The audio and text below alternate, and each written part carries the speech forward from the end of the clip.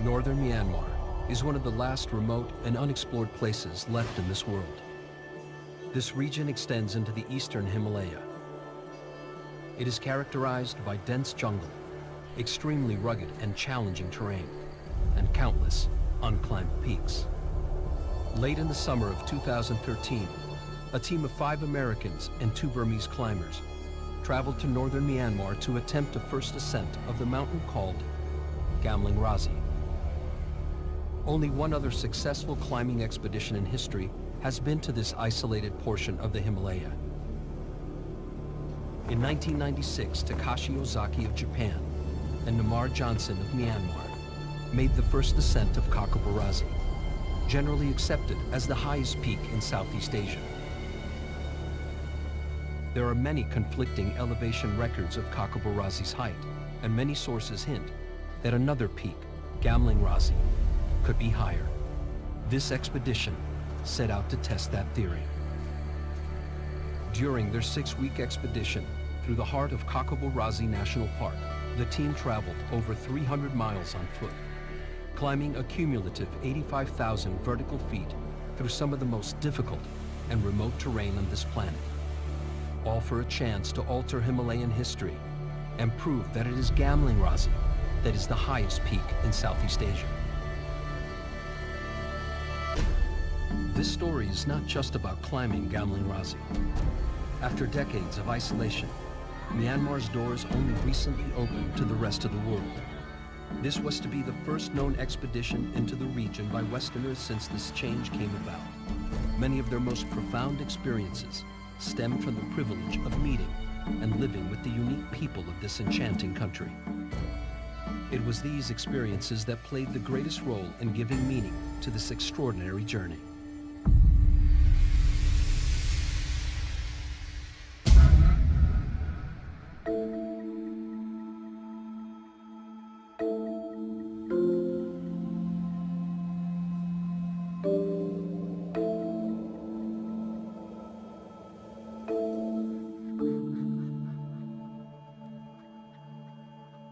Unlike much of the world, Myanmar feels timeless.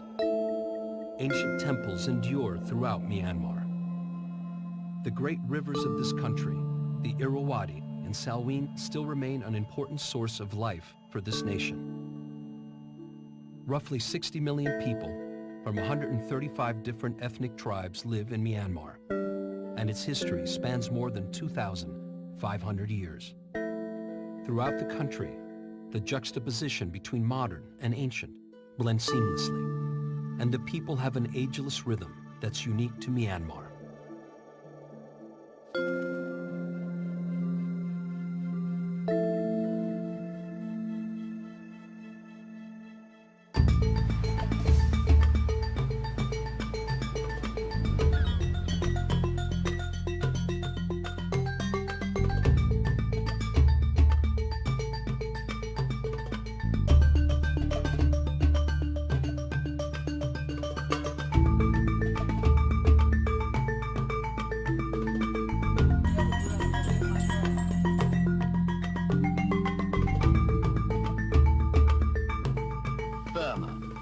There is romance in the very word, recalling a vision of white pagodas by the Irrawaddy. Burma is a country about the size of Texas, ringed by the sea and a horseshoe of high mountains. A shrine of Buddhism with its pagodas, its fabled road to Mandalay, its colorful cities and villages. 2 great rivers flow through Burma, the Irrawaddy and the Salween. On these rivers and their tributaries, the people of Burma depend for much of their livelihood. Burma saw an opportunity for independence at the outset of World War II. From Burmese General Yu Aung San, head of his country's delegation to Britain, our reporter was given this uncompromising message. The demand of our people is complete independence. New Delhi joined in greeting Burma's Independence Day after the Union Jack had been replaced by the flag of independent Burma. The military took control in 1962. General Ne Win mounted a coup. He ruled Burma for a quarter century, launching what he called the Burmese way of socialism. The military changed the country's name in English from Burma to Myanmar in 1989. There are few political leaders in the world as loved as Myanmar's opposition leader Aung San Suu Kyi. Change can come about in many ways, and change can come about through violence as well. But I believe that for change to be sustainable and change to be truly beneficial in the long run, then it must come about in a peaceful way. Clearly, you will be playing a key role in your country's future for many years to come as Burma seeks the freedom and the prosperity and the dignity that not only the people of this country deserve, but people all around the world deserve. So thank you for your inspiring message.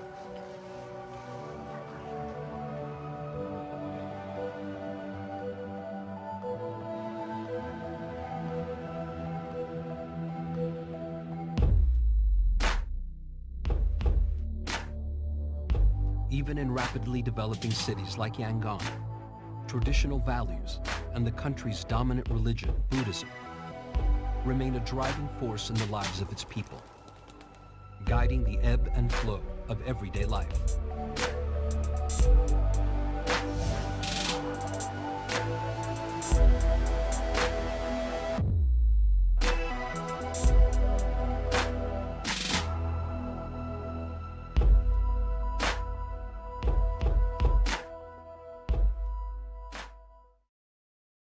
My name's Molly Loomis. I live in Victor, Idaho. It's sort of rare in this day and age to go to a place where you still have to trek for weeks to get to your objective. My name's Eric Daft. I'm from Victor, Idaho. I didn't really know exactly what to expect. You have in your mind what you think you're going to see out here, and you just prepare yourself the best you can. My name's Mark Fisher. I'm from Victor, Idaho. It's truly an amazing opportunity not only to be a climber on this trip, but to be on this expedition as a photographer and a cinematographer documenting this once-in-a-lifetime journey. My name is Wingogo. I'm from Yangon, and I'm one of the Technical Climbing Club of Myanmar, TCCM. We see a different culture. We can learn how they live, how they study, how they struggle. My name is Po Bin. I live in Yangon in Myanmar. So I'm a DCCM instructor. My dream is I'm climb to Mount Kalanrazi. My name's Chris Nance. I'm a part of the Gambling Razi expedition. I've never been to a place like this. The jungle part is definitely the most intriguing component of the expedition because when we get to the mountains, it feels like home. My name's Andy Tyson. I'm from Victor, Idaho. One of the more appealing things about this trip is that it's kind of an old school Himalayan expedition, climbing a peak that hasn't been climbed before, and that it may be higher than the highest peak. As I was planning the expedition, I came across the Technical Climbing Club of Myanmar as a possible partner. They would be able to help with some of the logistics, and they were very interested in making sure that the Burmese person got to the summit. ကျွန်တော်နာမည်ကတော့ပြည့်ဖြိုးအောင်ဖြစ်ပါတယ်ဆိုအသက်ကတော့32နှစ်ပါကျွန်တော်နဲ့ကျွန်တော်အမျိုးသမီး2ယောက်တည်းပေါ့ကျွန်တော်ဇနီးနဲ့2ယောက်တည်းပဲတူတူနေတယ်ဆိုကျွန်တော်ကပုံငားရင်မောင်းတဲ့နေရာမှာကျွန်တော်ဒီဘက်ကိုကျွန်တော်ကတော့ရန်ကုန်မှာတက်စီမောင်းတယ်ပေါ့ငားရင်မောင်းတယ်ကိုကြကျွန်တော်ပုံမှန်လိုက်ပဲပေါ့ကျွန်တော်က DCCM မှာလက်ရှိအနေနဲ့ instructor တာဝန်ကို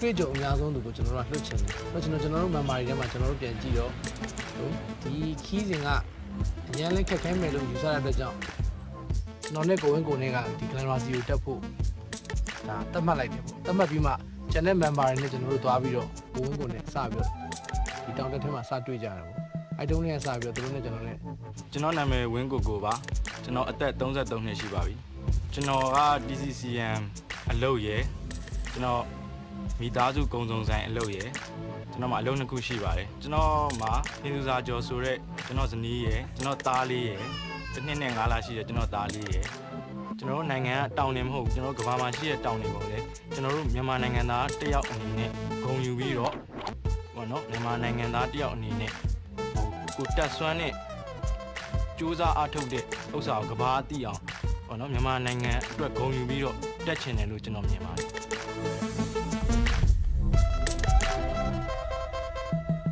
Loaded up, we're headed to the north. Got everything piled up over here. Lots of bags. Weighing in, 76 kg, feeling a little heavy. Maybe gonna lose a little bit. We'll see what happens. I am 2 times his size, exactly. It's exciting. And it's only gonna get more exciting. In order for the team to reach the starting point for their expedition into Kakabo Razi National Park, they flew with all of their supplies from Yangon in southern Myanmar to Putao, the northernmost town in Myanmar with an airstrip. The genesis of this expedition was Andy's tireless research into the height discrepancies of both Gamling and Kakabo Razi. 2 years later, that curiosity had led the team to this moment. If they could actually stand on the summit and accurately measure its height, perhaps they could prove that Gamling is indeed the highest peak in Southeast Asia. Arriving in Putao, the team was initiated into a Myanmar that stands in stark contrast to the modernizing changes underway in Yangon.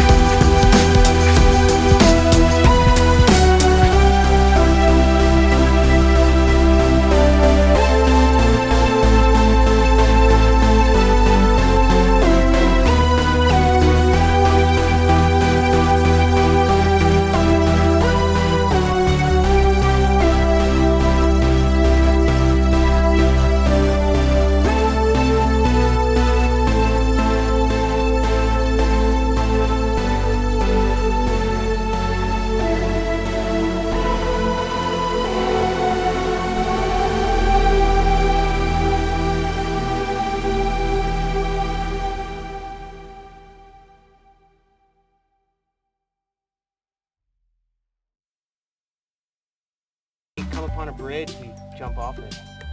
So today we found a really beautiful bridge, a little higher than the last one, and took our sort of midday bath and puffed off the bridge. It's pretty nice.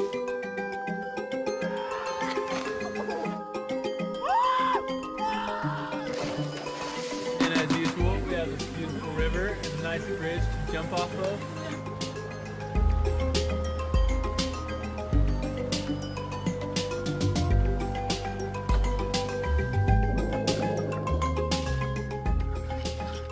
About, I don't know, 11 or 12 miles most days on the trail. Yesterday we did 20 miles. Yeah, the hiking is super beautiful. Organizing an expedition of this scale to northern Myanmar was a logistical undertaking of massive proportions. And without the support from local villages, there would have been no way for the team to reach their objective. There was a 10-person local support team who traveled with them throughout their expedition. They helped with logistics on the front end, as well as organizing the day-to-day porter and travel support while on the trail. A physician was also on the trip and provided medical care to villagers along the route. A 10-person cook team worked tirelessly, keeping the expedition fed with amazing food. Porters were found in local villages along the route, and the team stayed with local families throughout their journey to the last village. All told, there were up to 90 people on the trail at any given time.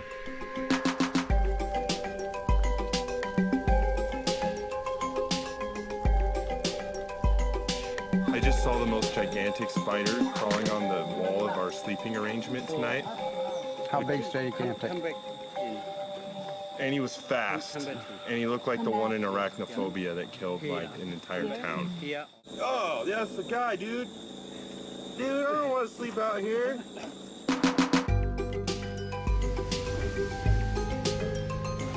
These nights I'm gonna get a full night's sleep. Morning. How'd you sleep? Fine. Slept good? Yeah. I'm really glad I brought a lot of coffee. I probably drink 3 cups in the morning, maybe a couple in the afternoon, a couple with dinner. I even make my own coffee and mix their instant coffee with it.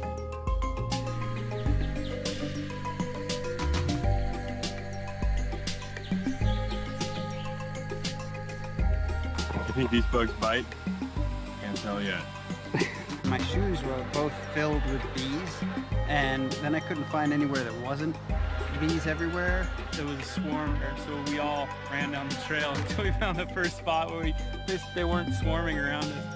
The hike today has been pretty fantastic. We've followed all these just huge cascading waterfalls that just come out of nowhere. Makes me feel like I'm in Hawaii or something. There's leeches everywhere. Just pulled a nice leech off my ankle. They don't come off very easy. Oh, I got a leech right here. Just doing a little slinky dance. I feel really lucky to be exploring and hanging out in these villages that have really never seen Westerns.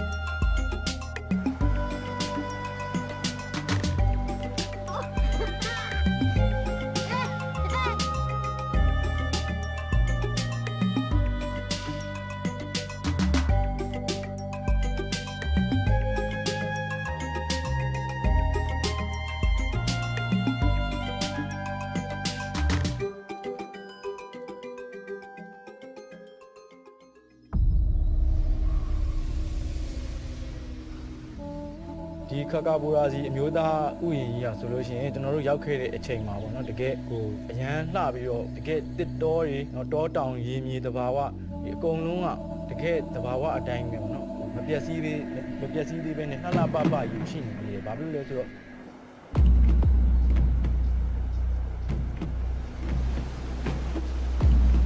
We're still 7 days from base camp.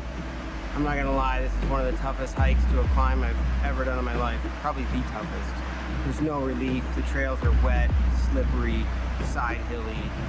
They don't really resemble trails, to be totally honest. It's like everything out here is kind of out to get you or something. Bugs, bees, leeches, vipers, you name it. think everybody's feet are really hurting. ကျွန်တော်တို့အဲ့လိုမျိုးရှောင်းရှောင်းနေကျွန်တော်တို့ပနန်းတင်အပေါ်ပိုင်းလေးရောက်သွားပြီကျွန်တော်တို့ Oh, blister. It's nice. Nice and soggy. ဒီဘူတာဝကနေကျွန်တော်တို့တဟောင်းနဲ့နောက်ဆုံးရွာတိရတော့ Getting ready to walk after lunch. I think that honestly was the longest 3 miles I've ever hiked. Pretty brutal travel overall. A lot of up and down, a lot of mud, really thick jungle. I think I'm going to be really excited when we actually get into the mountains and get away from the bugs and get up into cooler temperatures. The last 2 weeks in the jungle have definitely been some of the hardest travel days of my life. But I wouldn't trade it for anything, honestly. We're at the village of Tazundam, where the main Nam Tamai River does a big switchback. And there's a couple different directions you can go from here. One, you can get to India. You can also get to China in one direction, or you can get to way northern Myanmar.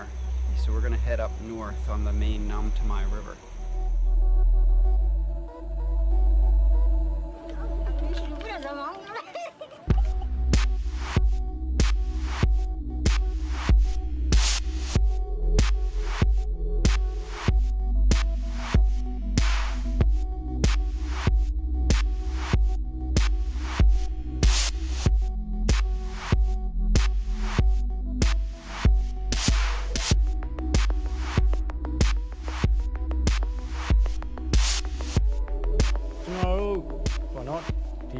Khek khek khek သွားတဲ့အချိန်မှာတယောက်နဲ့တယောက်နဲ့ပေါ့နော်လို့ပေါ့နော်ကူကူညီဖေးဖေးမမနဲ့အားလုံးစီးစီးလုံးညီညီညွတ်အားလုံးသွားကြတာပါအားလုံးသွားကြတဲ့အချိန်မှာဒီလိုအခက်ခဲတွေအမောပန်းတွေကိုကျွန်တော်တို့အချင်းချင်းပေါ့နော်တငယ်ချင်းအချင်းချင်းဒီမှာသွားတဲ့လူအချင်းချင်းပေါ့နော်နောက်ဟဲပြောင်းဟဲနဲ့အကုန်လုံးပေါ့နော်အားလုံးအခက်ခဲတွေအကုန်လုံးကိုပေါ့နော်ဒီလိုမျိုးပင်မနဲ့ဒဏ်တွေပေါ့ဒီချော်လဲလို့ပုံးပဲဒဏ်တွေပေါ့နော်စိတ်ထဲမှာခံစားရတဲ့ဥစ္စာတွေပါညာအကုန်လုံးကိုပေါ့နော်အားလုံးကစီးစီးလုံးလုံးရှိတဲ့အတွက်ကြောင့်မလို့ You got any fever?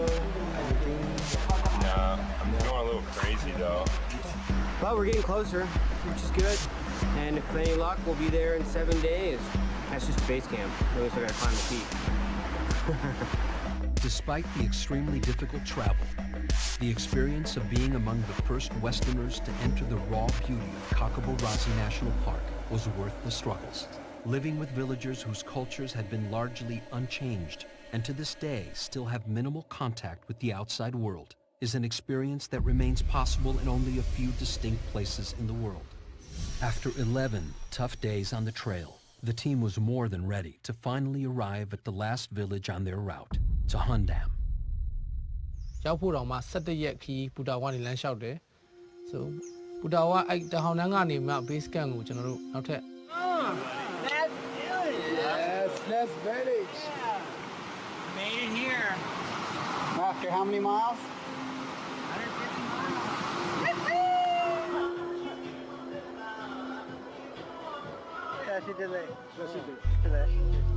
Upon their arrival, the entire village was there to greet them, and they were welcomed into the villagers' homes and treated like family. Tahandam is the northernmost village in Myanmar. Its people are descendants of Tibet, and they are extremely welcoming, generous, and kind.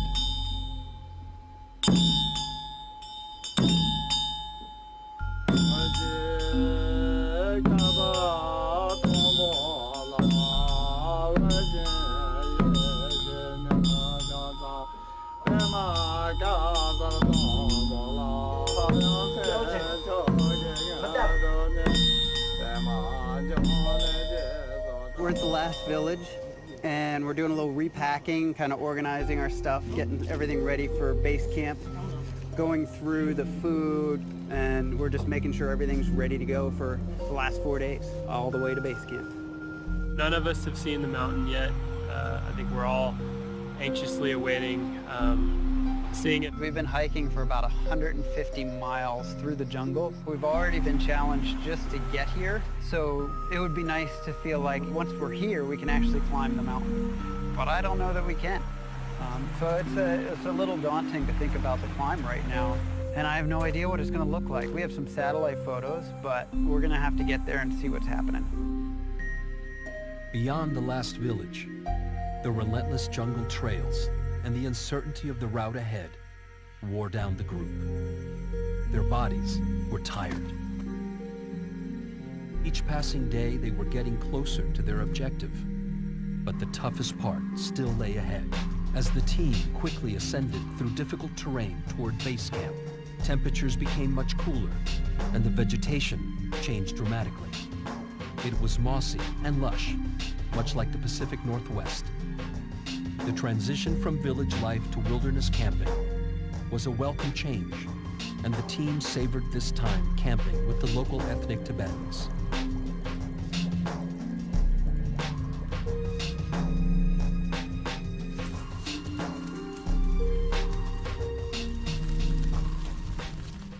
Last night at jungle camping. Base camp.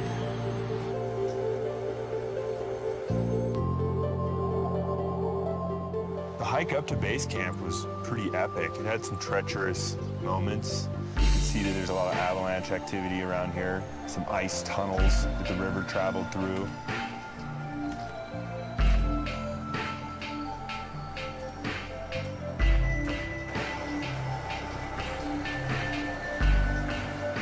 Awesome to roll into base camp today and get our first real views of the peaks above us.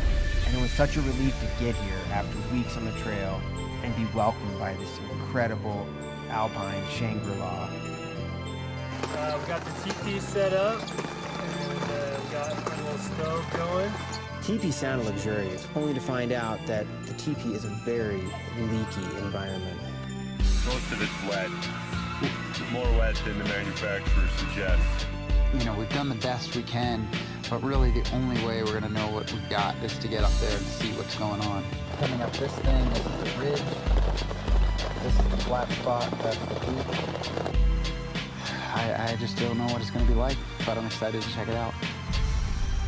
Beyond base camp, the terrain was complex, steep, and unknown. Topographical maps don't exist. They had to inform their decisions by low-resolution satellite imagery. Once they left base camp, they were completely on their own. Over the last 6 days, getting to high camp it's been pretty brutal. I'm not gonna lie, the loads have been heavy. We are carrying loads to our next camp. We moved up to what we thought would be our advanced base camp yesterday with the intent to follow the ridge because it's the most direct path to the summit. But between there being no water here and the rock quality being really poor, I think we're going to have to change our focus. We have not seen our objective yet. I think the weather is going to be probably the crux. Really no clearing, but maybe an hour in the morning tops. As the team neared their ultimate destination, it became clear that Win Co and Ho Pin's abilities were being stretched and challenged. This was the most advanced mountaineering experience either had ever attempted, and concerns arose as to whether they could safely make the summit. We had a little sunny spell this morning, the first in 2 weeks. We got about an hour and a half, maybe 2 hours of sunshine today, and it was honestly the highlight of the trip. It changed the mood of everybody. Got to dry some of our gear out, which really boosted our morale quite a bit. Actually, today's been a really good day. Starting to get some sun, although it is threatening now. Wish I had some suspenders, losing some weight here. Screw Subway, just come to the Himalayas.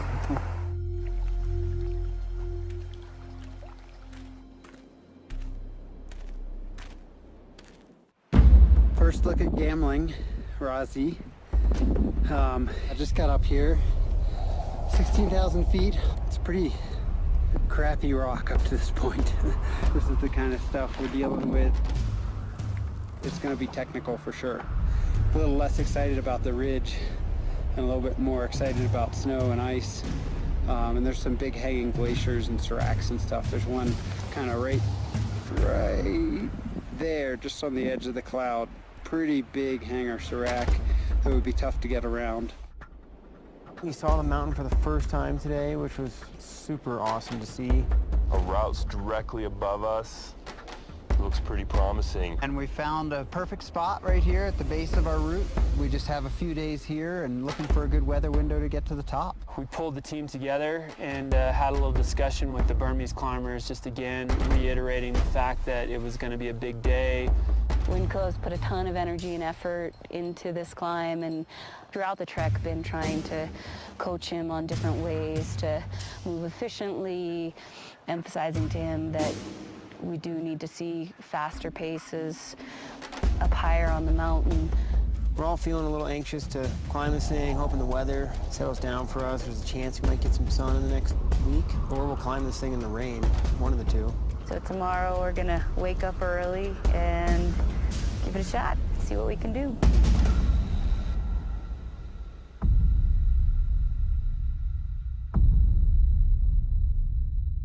Hey, you let me I do it on an I got tired, Tabby Road, you know.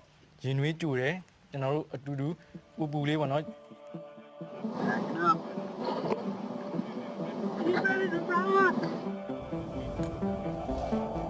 Pretty good, the weather's great, had a little bit of light snow, left camp at 4, light breeze, but God, overall things are pretty good. Cruising Crag Glacier and ready to move up through this jungle tension zone and see what's up. You get your start to general any of the Craboni Savio, Craboni Satone, I don't know, routine, Quavio. Don't take a Saturday, so General routine evil. We roped up and we headed through the lower crevasse field. We started to run into problems with Winco, with his footing, with his ISACS work. You know, we had to, as a rope team, make a very difficult choice for the safety and the speed of the group to turn him around. It was hard. We're hanging out 18,000 feet and hoping we can find the route. So we close to the summit, maybe 1,200 feet or 1,500 feet. So we don't have a general get that day. Chunia to Lango ship Sebi Mamia. At about 18,000 feet, the sun poked out enough so we could start to see enough little features that we knew we needed to turn up a particular slope and head for the summit ridge. We just finished kind of a techie section, get lead on Andy, getting up to a little wind scoop here. It's nice and protected. Gonna eat and keep rolling. Pretty amazing to already even be this far. So hopefully in another hour or so we'll be on top.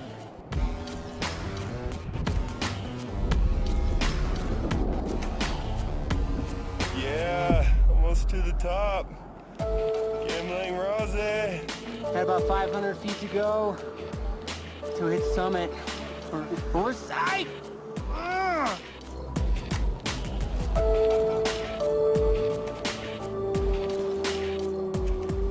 Final summit kind of Cone Ridge area was exciting because we had to hit this one ridge and kind of cheval across the ridge for a couple of moves. It was pretty exciting to take the lead at the last bit and actually climb all the way up and stand on the summit and just feel like, it's hard to describe, but just to stand on that summit for the first time after having planned a trip for 2 years is just an amazing feeling. Holy cow! Nice work, Molly. I did not know this moment would come. Yeah, Mom! Nice work! We did it! Chris! Give it up to it! Yes! When we topped out on the summit, and it was pretty amazing. It was a very proud moment for me.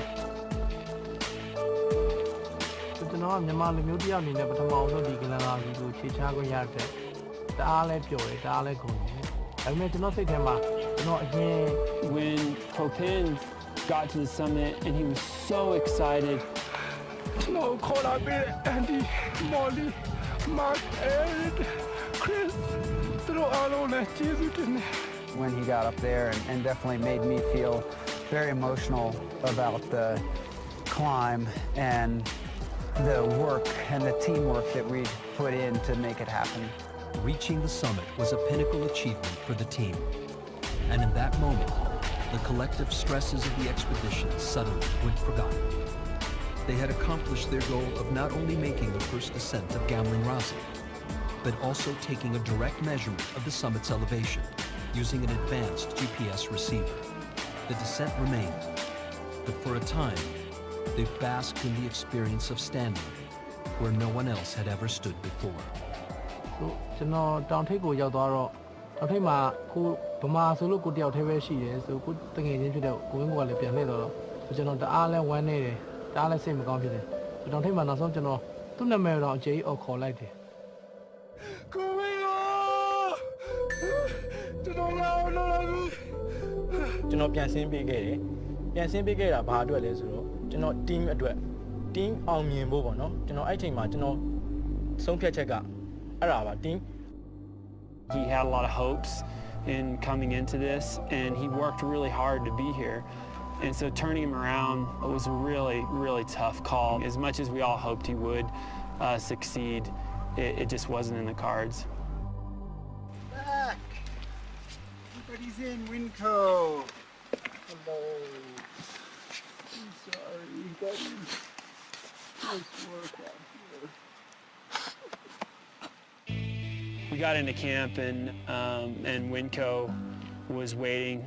We had a good hug, and you know he was full of emotion. You know, I think he was really proud of us.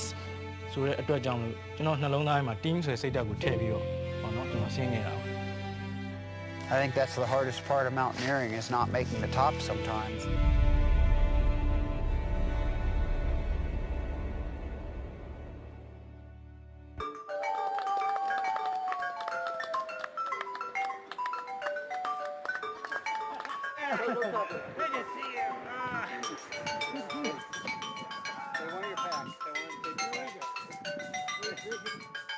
The team's success on Gamling Razi wasn't simply about reaching the summit. It was a moment of celebration for everyone who struggled for 6 weeks to make this expedition possible. After their ascent of Gamling Razi, the team had to retrace their difficult trek through the jungle.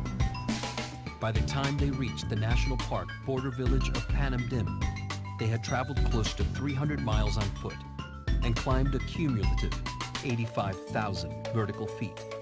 They were exhausted. They're gonna think I'm crazy, but that's too big to be a bird. Much to their good fortune, they were transported by helicopter from Panam Dim back to Putao, saving them the final grueling 100-mile trek. Upon their arrival in Putao, they were greeted with open arms and treated like heroes in the country.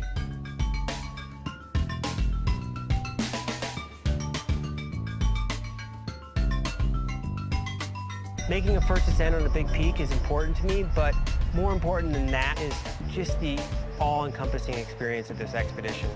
It's interacting with villagers, it's learning about a new culture, it's experiencing Myanmar and its people in a way that very few foreigners or Westerners have ever been able to do. It's always such a richer, more meaningful, deeper experience when you do make connections with the people living in the country. Meeting the people, traveling through the country, seeing the wilderness, just the journey to get to where we're going is a huge part of the reason to come here. It's just a special place on the planet, I feel like, with the biodiversity and the wild lands and just unexplored territory. The journey was far more significant than the actual summit itself. The team measured the height of Gamling Razi to be 19,258 feet. Because the expedition's measurement was 38 feet lower than the most commonly cited height of 19,295 feet for Kakabul Razi, they weren't able to confirm with this measurement alone that Gamling is higher than Kakabul. There are many reasons to still believe that Gamling Razi may indeed be the highest peak. For any final determination to be made, Kakabul Razi will need to be climbed, and its height measured with a GPS device of similar accuracy. Until that happens, the mystery remains.